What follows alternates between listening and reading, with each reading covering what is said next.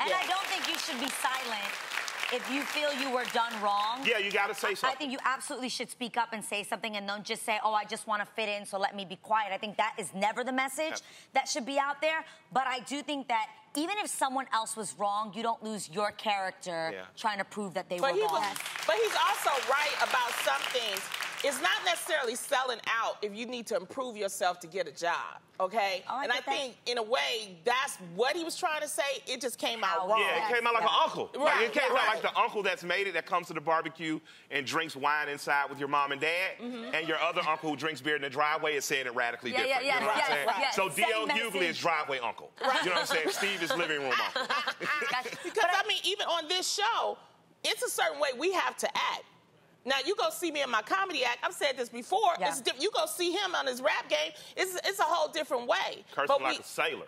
Okay. But so that doesn't mean that we selling out. It's just that we have a different part of ourselves because everybody is everything ain't for everybody at every time. And there's layers to who you are as a person. Yes. Oh, definitely. And you don't always have to just be one way. I do agree with one thing he said, though, and it comes off wrong.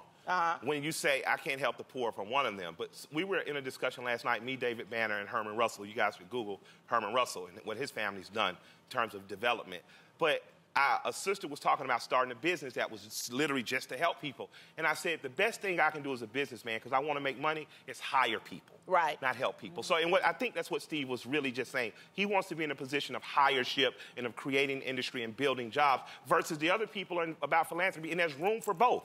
Both methods will work, you know what I mean? Yeah. So let's not keep throwing each other out just because we disagree with one person.